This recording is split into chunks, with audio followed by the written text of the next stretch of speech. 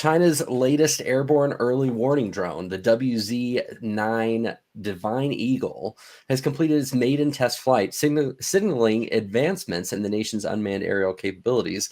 The WZ-9 is designed to detect stealth aircraft and cruise missiles, which of course is going to enhance China's surveillance and reconnaissance operations. It's equipped with multiple radar arrays. The drone itself can monitor a large amount of airspace, provide real-time data to command centers. Its high altitude, long endurance design allows for extended missions, which is going to severely reduce the need for manned aircraft in especially hazardous environments. So the development of this really is underscoring China's commitment to expanding its unmanned military technology. I would, for me on this one, it's interesting. I don't know the range of its surveillance. I don't know the volumes of its surveillance, but if it's got China's got anything to do with it, which clearly they have, they're going to be looking at some volume on this one. And therefore, for me, I'm going to say it plainly, it is supply chain visibility. You can't build a high-tech drone, which they'll be able to do. That's the easy bit, getting that all put together, I'm sure, without a rock-solid supply chain. I mean, how many parts is going to go into one of these? It's back to the old IKEA analogy for me. It's IKEA furniture being built blindfolded while someone's yelling at you in Mandarin. That's the supply chain challenge they've got. And even if one radar is delayed, well, congratulations, you've just built a very, very expensive paperweight. There you go, Brian.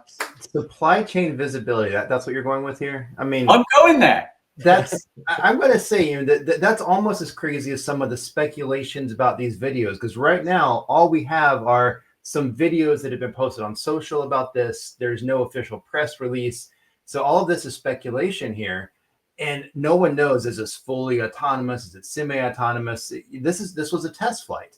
I think number one is simulation and testing before you figure out all those parts. If the drone can't fly properly, if it can't take these test results and put those into the next design, who cares if it has all of its parts ready to build? Yeah, great idea. The old simulation and testing, Brian. I got to say, but if those radar systems ain't delivered on time, what exactly will you be simulating? A flying brick potentially. I mean, sure, China may be able to pull a few strings with their suppliers, but in the most of the world, supply chain disruptions right now are the real kind of gremlins. They're unpredictable, they're destructive, and they're always hungry for those kind of budget overruns. So fixing that supply chain first and the simulations will take care of themselves. I know you want to create the scare of supply chain gremlins, but we're not even close to Halloween yet. And I don't think that we're even in the phase of mass production yet. They just had a test flight, could very well still be in design. And I think you want to be thinking about supply chain and starting to plan for it, but that's not number one right now. You got to take the results from the test flights, feed them back into your design. You're probably going to argue next that you need supplies to build the next test. I'll agree with you on that, but not at this mass level. I'm going to go with maintenance next. I think, let's come together here. Hypothetically, if you want to have your supplies ready to go, what would you focus on in your supply chain management? That's the right question. It's a sensible question, Brian. Thank you for that. For me, collaborating with your suppliers is fundamental to this. And early on, making sure you're sharing that demand, your procurement data, your performance metrics, all synced up with your suppliers and more specifically, real time with your NBOM. And with your NBOM, you're going to need to integrate logistics systems for real-time tracking and ensure that your critical components like radar arrays and things you're going to need for functionality arrive as planned. So you do have some points here, Andrew.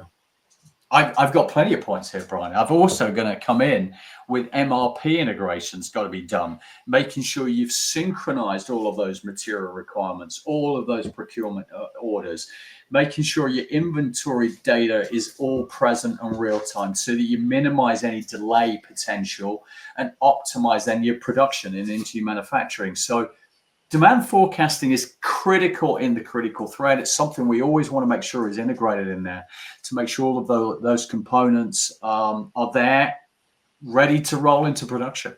See you next week.